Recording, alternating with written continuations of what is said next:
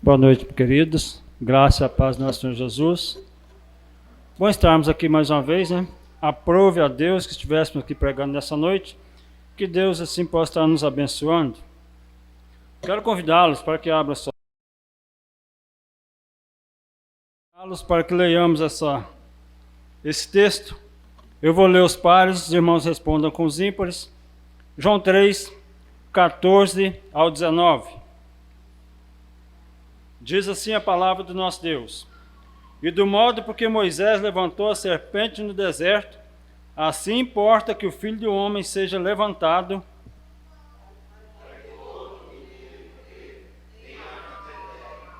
porque Deus amou ao mundo de tal maneira que deu o seu Filho unigênito, para que todo que nele crê não pereça, mas tenha a vida eterna.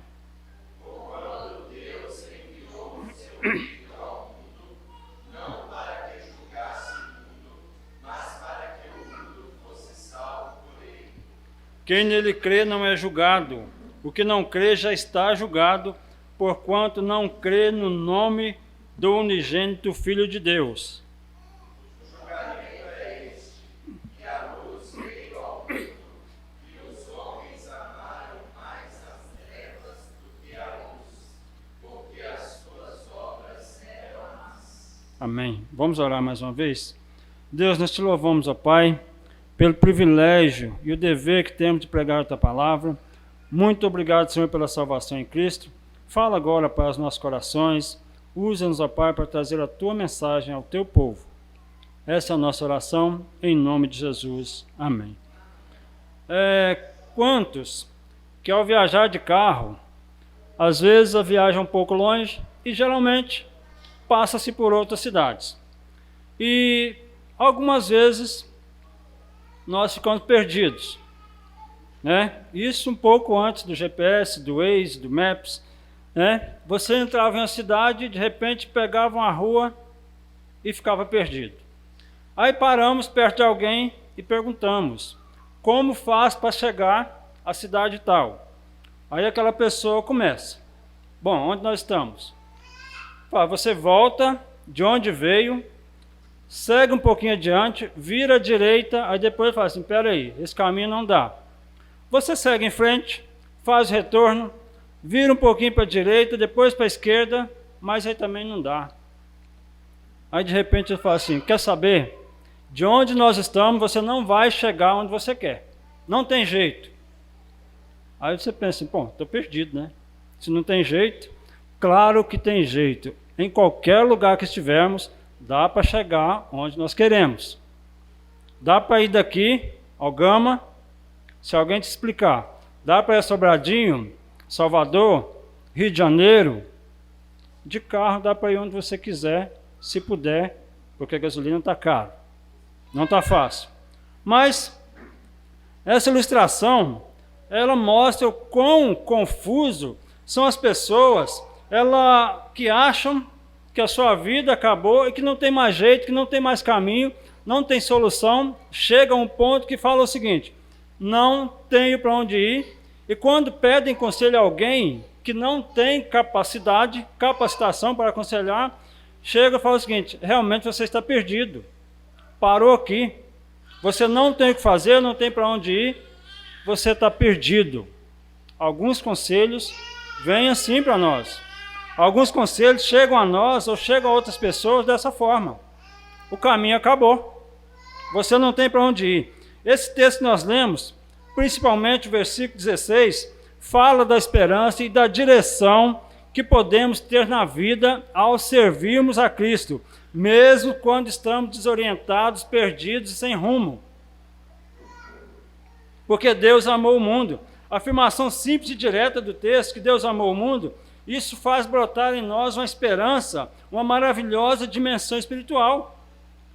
Deus amou o mundo, e nós somos o mundo a qual o apóstolo está se referindo aqui.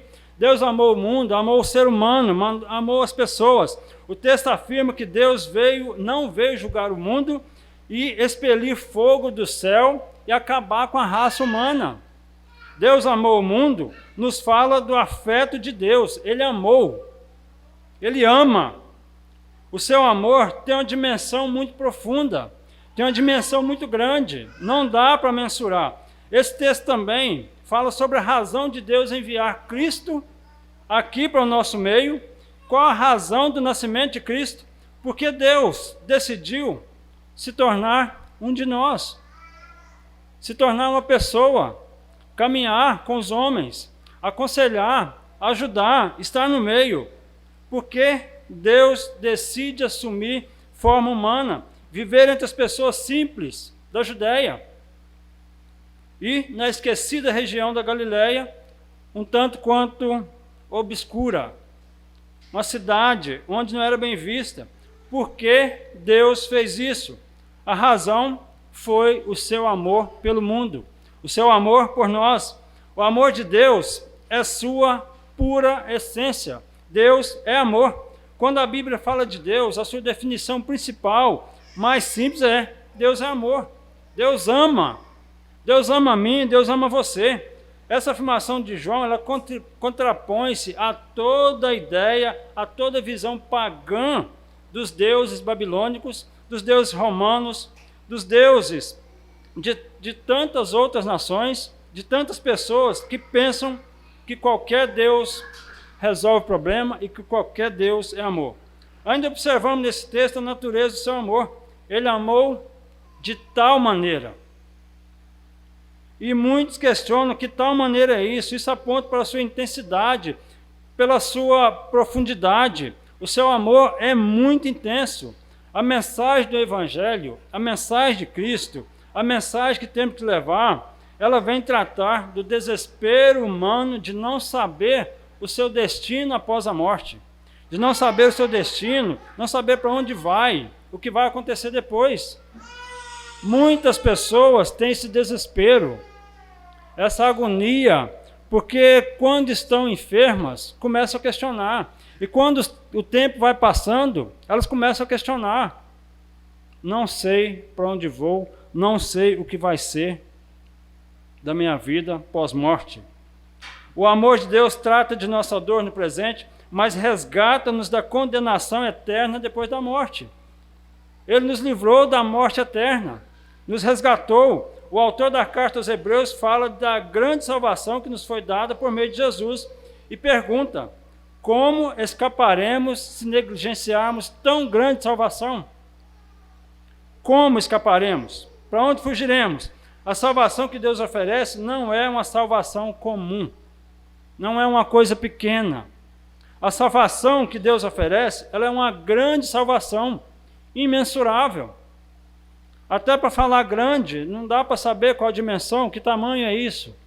Ela é grande por quê? Então nós podemos afirmar que é grande porque, em primeiro lugar, pela sua procedência.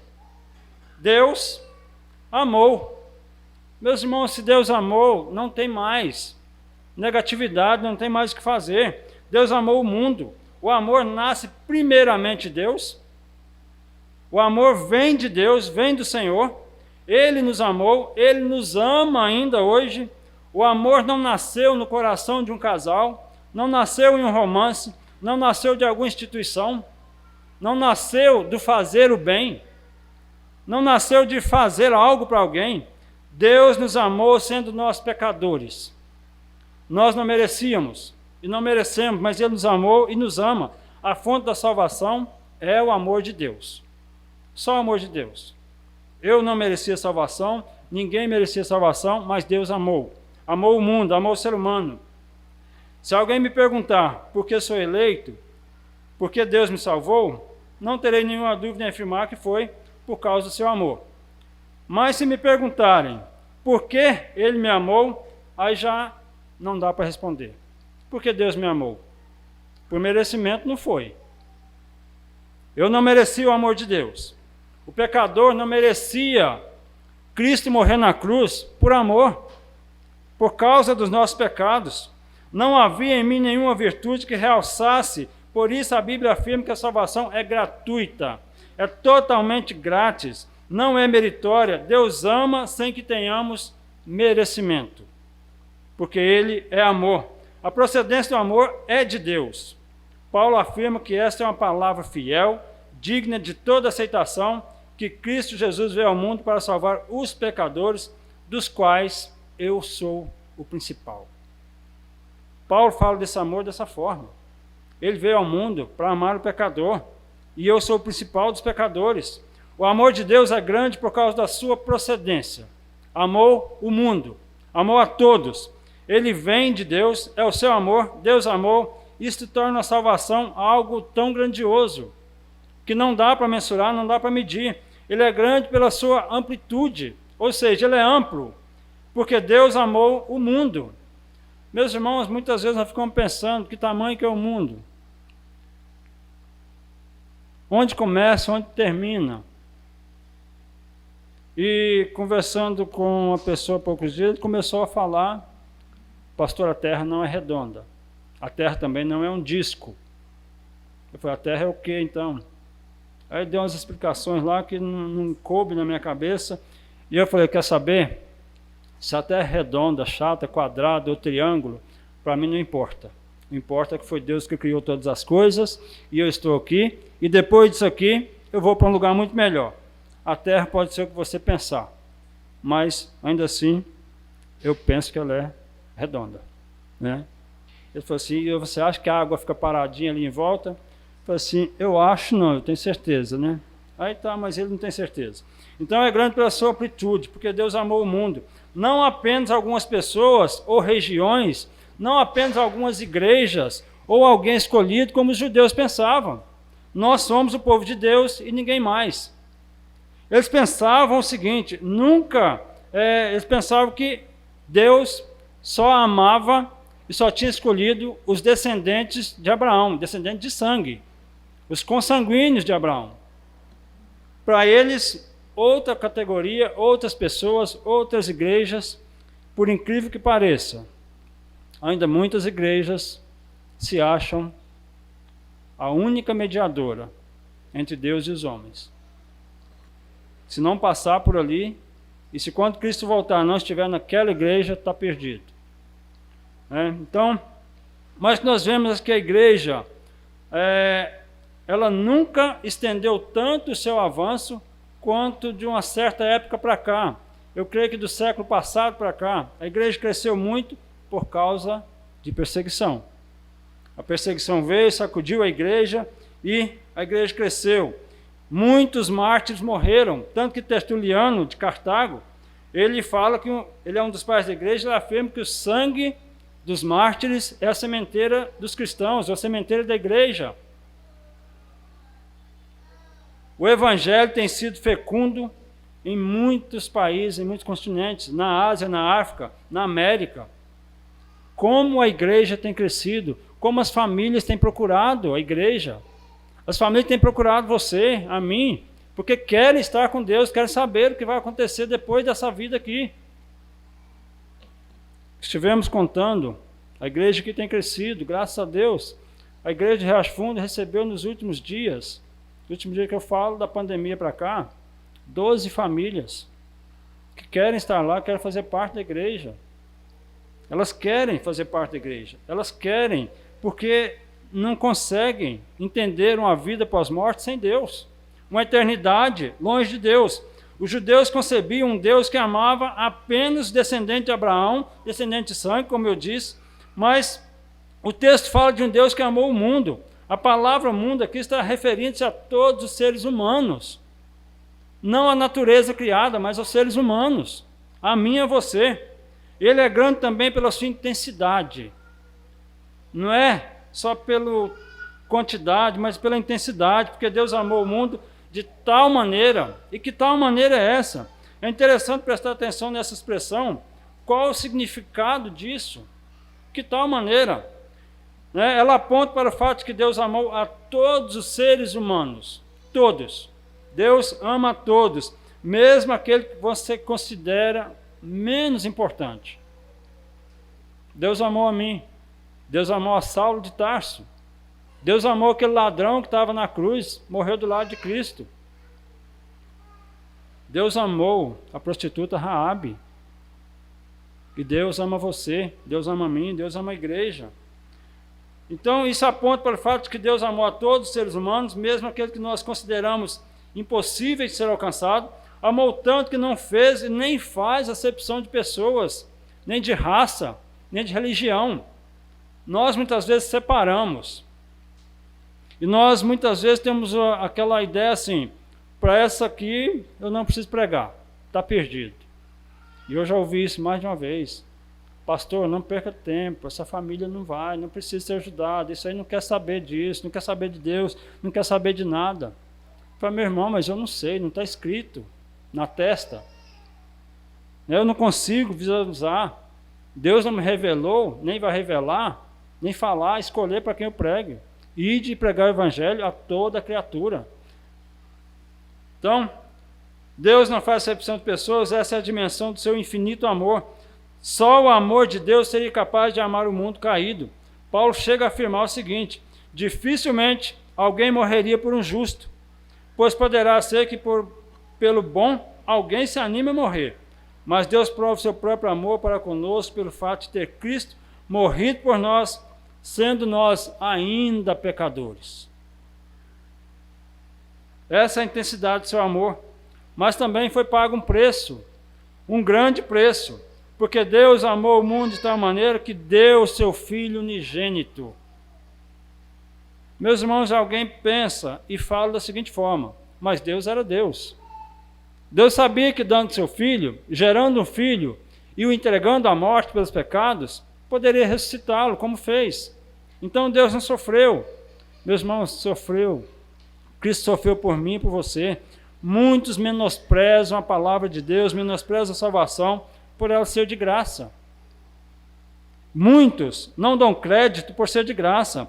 Ele nos deu o seu único filho. O apóstolo Pedro afirma: sabendo que não foi mediante coisas corruptíveis, como prata ou ouro, que fosse resgatado do vosso fútil procedimento, que vossos pais vos legaram, mas pelo precioso sangue, como de cordeiro, sem defeito, sem mácula. Aquele que veio para nos resgatar. Só ele poderia. O sangue de Jesus é tema central da Bíblia, desde o início até o fim, de Gênesis a Apocalipse. Esse fio escarlata, o sangue de Jesus, é o tema principal. Fala o tempo todo. No Antigo Testamento, o sangue de Jesus é prefigurado no derramamento do sangue de animais.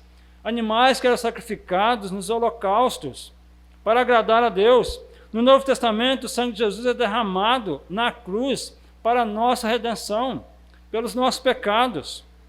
Ele é grande também pela oportunidade. E alguém pode perguntar, mas que oportunidade é essa que eu tenho? Porque para que todo aquele que nele crê, aqui não exclui ninguém, basta crer. Aí alguém vai perguntar, tá, mas e quando o Espírito Santo endurece o coração para não crer? Quando o Espírito Santo, Deus vai lá e faz como fez com o faraó, para não entender. Eu estava lendo alguma coisa sobre Bíblia, sobre ateu, e tem um camarada ateu, que eu não vou falar o nome, que não gosto nem de falar o nome dele, mas ele fala, quanto mais leio a Bíblia, mais ateu me sinto, ou me afirmo. E algum pastor foi lá e respondeu, né, e citou alguns versículos, para que vendo não veja, ouvindo não ouça, lendo não entenda, esse é escolhido para a perdição, né? Mas a oportunidade que nós temos, Jesus é bem claro sobre isso. Nesse texto que lemos no início, há uma promessa e uma advertência. Quem nele crê não é julgado. O que não crê já está julgado, porquanto não crê no unigênito Filho de Deus. Não crê em Cristo, já está julgado. Veja que bela afirmação, não há julgamento para o cristão. Não há julgamento para quem tem salvação. Não há julgamento no sentido de condenação para quem está com Cristo. Nenhuma condenação há para aqueles que estão em Cristo. A fé é o passaporte para receber a dádiva da salvação. O requisito para o céu é a fé. Aí algumas pessoas falam assim, mas eu tenho fé. Tá, mas fé em quê? Porque o pessoal confunde a fé comum, a fé em coisas, com a fé em Deus, com a fé que é colocada no coração, né? Em Efésios 2:8-9 nós lemos que pela graça sois salvos mediante a fé, isso não vem de vós, não de obras para que ninguém se glorie. A fé e não a performance, não os méritos ou as obras, né? Então, não é o fazer, não é meritório, tudo é pela fé. A fé diz sim ao amor de Deus. A fé recebe a dádiva celestial. Você já colocou a sua confiança no sangue de Jesus? Ou ainda está confiando naquilo que as pessoas falam? Muitas vezes as pessoas acreditam no que ouvem de qualquer lugar, vindo de qualquer parte. Você está impressionado com o que Cristo fez ou impressionado com o que você pode fazer? Não é difícil encontrar cristão falando que é capaz. Eu posso, eu faço, eu sei. Eu oro e acontece. Isso é muito perigoso, irmãos. Né? Cristo é que faz tudo. A obra de Cristo, ela é completa. Podemos afirmar que é grande pela facilidade. A salvação foi uma conquista de Deus para nós. Ela veio gratuita, mas foi pago um alto preço por Deus, por Cristo. Não de obras, não tem que cumprir promessas, basta crer de todo o coração. Ela é grande pelo livramento, para que todo aquele que nele crê não pereça, ou seja, não caia, não esmoreça, mas tenha a vida eterna. Por isso o autor aos Hebreus afirma que como escaparemos se negligenciarmos tão grande salvação? Como escaparemos se negarmos essa salvação? E muitos negam, muitos não querem. A obra de Cristo nos livra da condenação eterna. Pode existir uma dádiva maior, um presente maior, um lucro maior do que vida eterna? Estivemos hoje na Boa Esperança, visitamos lá uma chácara, onde descobrimos lá um caseiro que eu o vi trabalhando lá, e numa programação que teve lá da chácara, ele estava à frente, e eu percebi que ele tinha algum tom assim de liderança, de igreja, e hoje eu falei assim: Eliel, eu quero saber de uma coisa, você já foi líder de alguma igreja, de alguma coisa? Porque o jeito que você conduziu o negócio aqui, parece liderança de mocidade. Ele falou assim: fui, pastor. Eu fui líder da mocidade, fui líder de missões na Igreja Assembleia de Deus. Aí falou o nome lá, no interior do Nordeste. Ele falou assim: mas eu fui para São Paulo, depois fui para não sei aonde, e o negócio foi esfriando, e eu acabei me desvinculando, né? Falei assim: tá, mas você precisa voltar para a presença de Deus. Aí conversando com ele, ele falou assim: tá, pastor, eu quero voltar e preciso de ajuda. Então, aí ele citou, porque eu não posso perder a salvação. Eu falei: a salvação você não perde. Aí ele já começou assim, falou: tá, mas se eu me afastei, tá, mas se Cristo morreu por você, você foi pago, o preço foi pago, nenhuma condenação há para quem está em Cristo, né? Ele falou assim: aparece aqui, pastor, precisamos continuar conversando, né? Que Deus esteja abençoando a vida dele. Então ninguém mais nós pode nos condenar, porque Cristo morreu por nós, morreu no nosso lugar, satisfez toda a justiça de Deus. Jesus levou a nossa culpa, levou o nosso pecado, ele pagou o preço da redenção e nos libertou. Recebemos perdão. A sentença de morte que deveria recair sobre a nossa cabeça caiu sobre Cristo, lá naquela cruz, onde ele sofreu. Por isso, o apóstolo João afirma, e o testemunho é este, que Deus nos deu a vida eterna, e essa vida está no seu Filho. Aquele que tem o Filho tem a vida. Aquele que não tem o Filho de Deus não tem a vida. Essas coisas vos escrevi a fim de saberes que tendes a vida eterna, e vós outros que credes em o nome do Filho de Deus. Quem crê no Filho de Deus tem vida eterna. Também é grande pela sua bênção. Esse amor de Deus é grande pela bênção, para que todo aquele que nele crê tenha a vida eterna.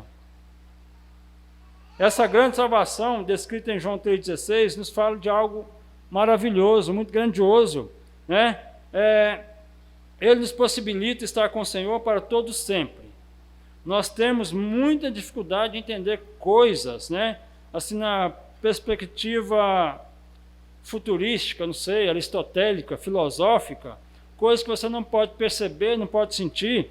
Nós queremos entender aquilo que está ao nosso alcance, né? Que nós podemos perceber, ver, tocar e saber que está ali.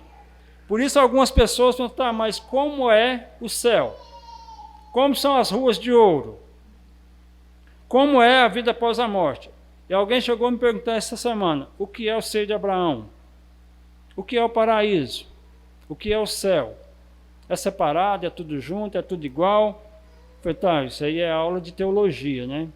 Vamos parar um pouquinho e vamos conversar então. Vamos para a Bíblia e procurar autores capacitados para responder tudo isso. Porque não é fácil, tá? Mas pela fé nós entendemos. Então é grande pela sua bênção, tá? Certa vez perguntaram a um sábio o que era eternidade. E ele responde o seguinte: em certo país há um pássaro mágico que vem afiar seu bico numa montanha de granito, de 100 em 100 anos. Quando essa montanha desaparecer por causa da ação desse pássaro, ter-se-á passado 1 segundo da eternidade. Ou seja, não tem dimensão. Eternidade não tem começo, não tem fim. A eternidade foi colocada no nosso coração. Mas nós temos começo e fim. Deus não tem começo e não tem fim.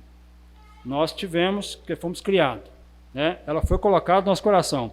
E caminhando para a conclusão, como escaparemos? Ao lermos esse conhecido texto de João 3,16, nós temos que ler também um texto anterior. A maioria dos cristãos sabe de cor o versículo, mas a maioria ignora os versículos anteriores. Ignora no sentido de não ligar os dois, né? Não que ignore a Bíblia. Porque está escrito o seguinte: e do modo porque Moisés levantou a serpente no deserto, assim importa que o Filho do Homem seja levantado, para que todo aquele que nele crê não pereça, mas tenha a vida eterna.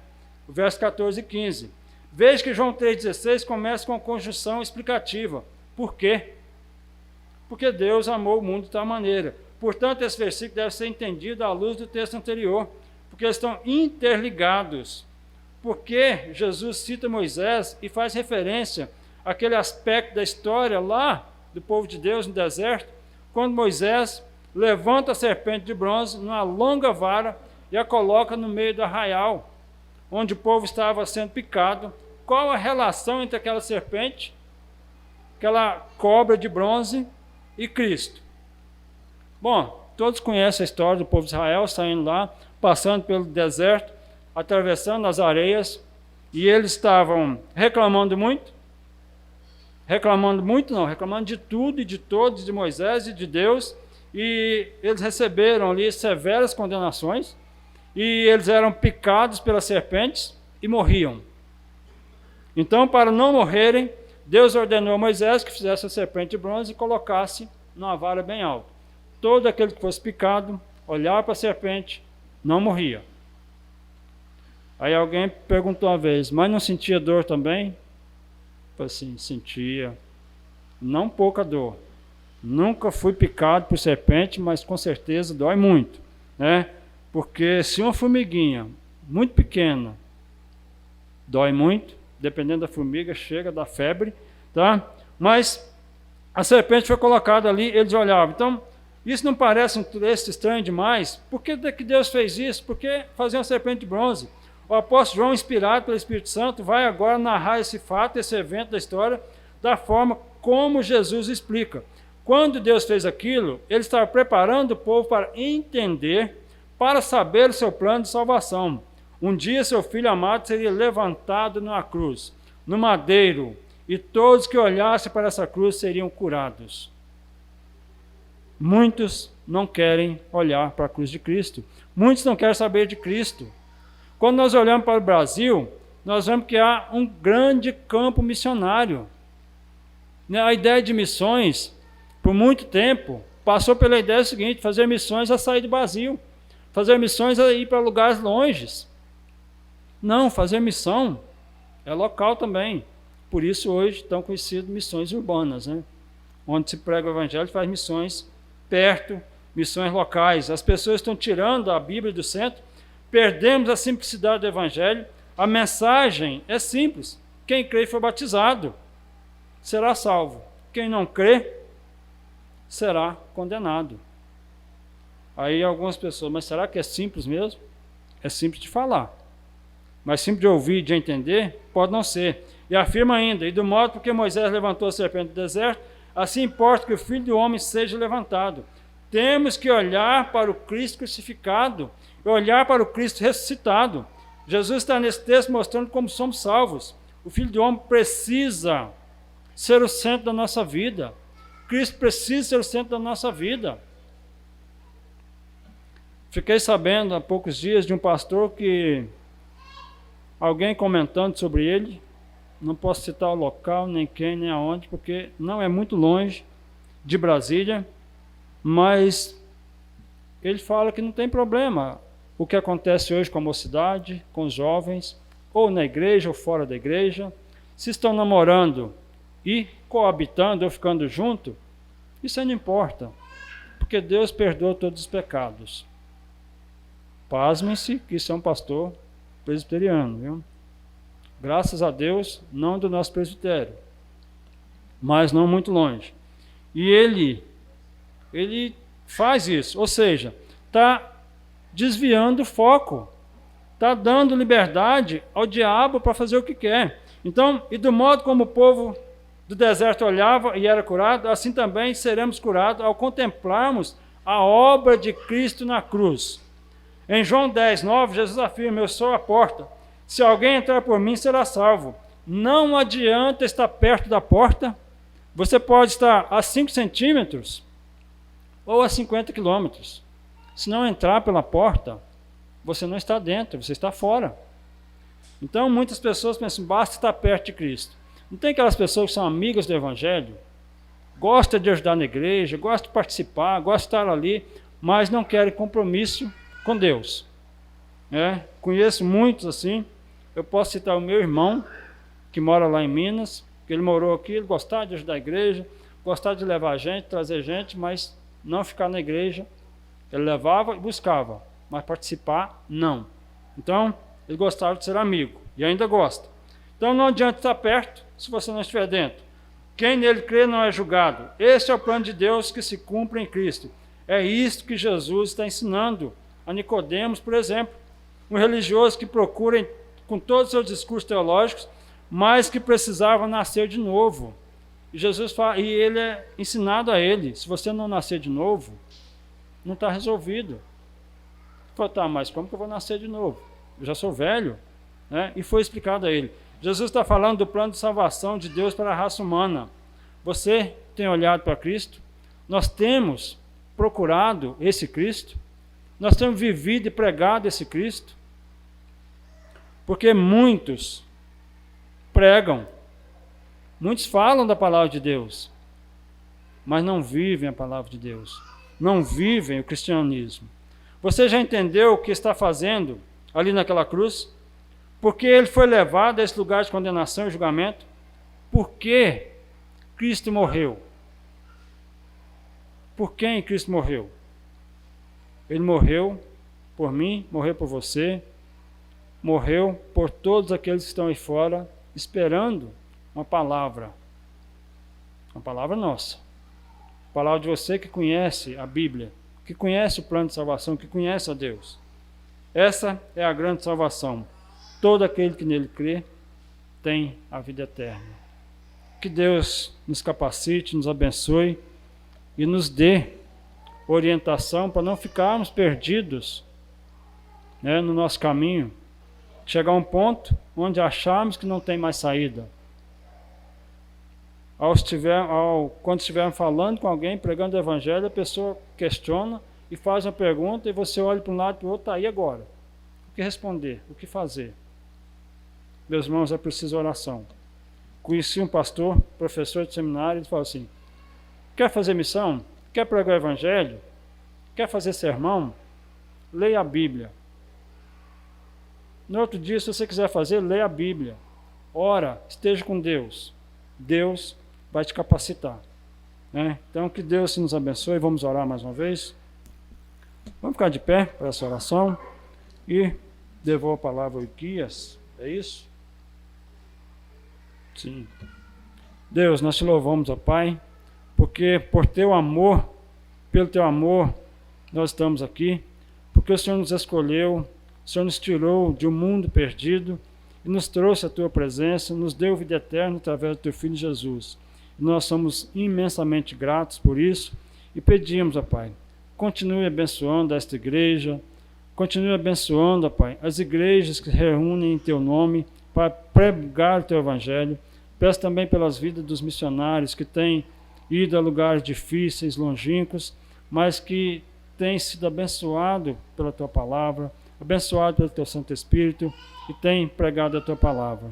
Nós oramos agradecidos em nome de Jesus. Amém.